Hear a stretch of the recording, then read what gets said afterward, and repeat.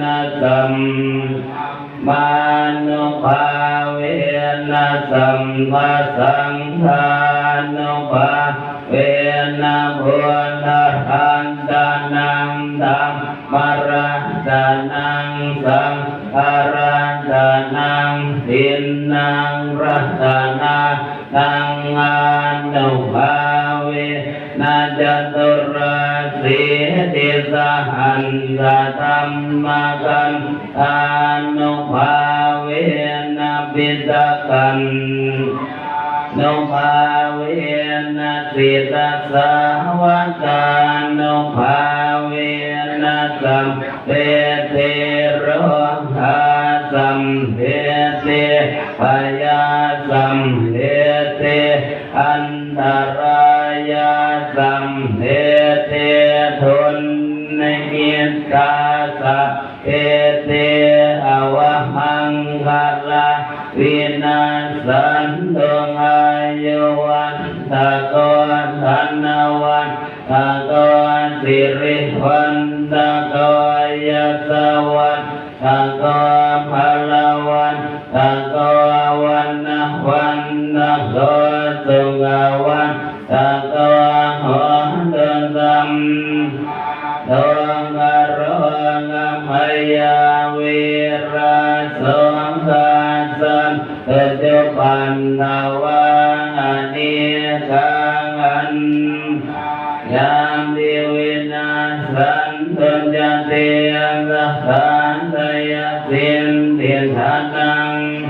ปังตุหิมังยังตุขังอานังสิริงายังเทวันโนยัมโหอังกุทิจยาตะวันตันตะวันสัญญังยนยะเทวะสิรเทียมวันตุเตภวตุสัมตานังรักขันตุสัมมาเทวะตาสัมมาพุทธานุภาเวนะสันทาโสทิภวันตุเตภวตุสัมตานารักขันตุสัมมาเทวะตาสัมมาธัมมาภาเวนะสันทาโสทิภวันตุเตภวตุสัมตานารักขันตุสัมมาเทวะตาสัมมาสังฆานุภาเวนะสันทาโสทิภวันตุเตทิยาโมเลสกายานังนันทิวัฏโนเอวังตวังวิจโยโหหิจยาสุจยามะภะเลอปาราชิตาปันลังเกสีเสปะกวิโภคะเลอภิเสเกสัพพะพุทธานังอาคัปปะโตปะโมทัสสิกุณังปัตตังกุมังคารังกุปะปาคังสุหดติทังกุกะโนสุโมหดตัวจักกุยิทังดัมมจาริกุปาทัสกินังกายกัมมังวาจากัมมังปาทัสกินังปาทัสกินังมโนกัมมังปะนิทิเตปาทัสกินาปาทัสกินานิกาตวานารพันตาเทปาทังกิเนจยันโตโพธิยาโมเลส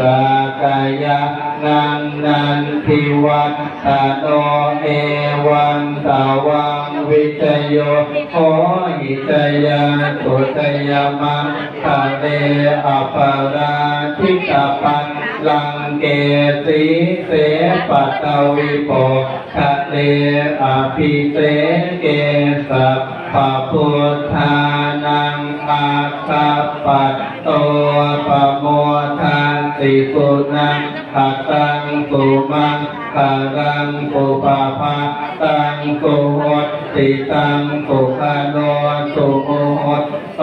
จะตุอิทังดัมมะจาริสุปะทักขินังกายกัมมังวาจากัมมังปะทักขินังปะทักขินังมโน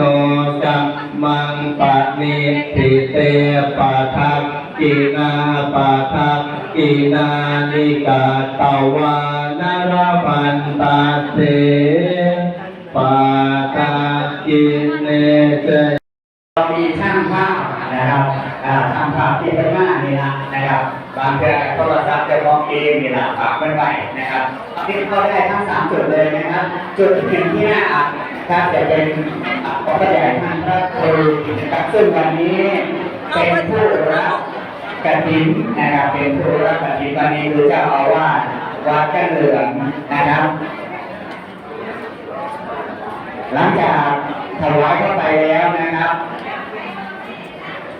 จะมีสิ่งของที่ระลึกในโอกาสบุญกฐินนะครับในโอกาสที่เรามาทอดกฐินในวันนี้นะครับเป็นน้อยนี่พี่น้องครับเพิ่มให้เป็น4จุดนะครับประเทศแล้วหมุนออกนะครับอย่าชนกันนะครับเข้ามาเลยนะครับเข้ามาเลย ตอนนี้เพิ่มเป็น4จุดนะครับพี่น้องครับ1 ปีมีครั้งเดียวนะครับหลังจากออกพรรษาแล้ว1 เดือนถ้าเลยไปกว่านั้นก็ไม่แก้กฐินนะครับจะให้5 คนครับนี่สิ่งของทุกยุคมันให้นะครับส่วนต้นเงินนะครับเมื่อประเทศแล้วก็ถอยออกมานะครับก็ให้เพิ่นนะครับเขากลับเข้าไปใหม่นะครับจ้าเนี่ยจ้ามีหลายต้นนะครับอันนี้ของเทศบาลมาของหลายๆจุดหลายๆพื้นที่นะครับอาจารย์ว่าเปลี่ยนไม่เลยครับเปลี่ยนใหม่ด้วยครับมาทานอ่อนครับทานอ่อนขอบคุณท่านสส.วิชัยนะครับบัวครับผม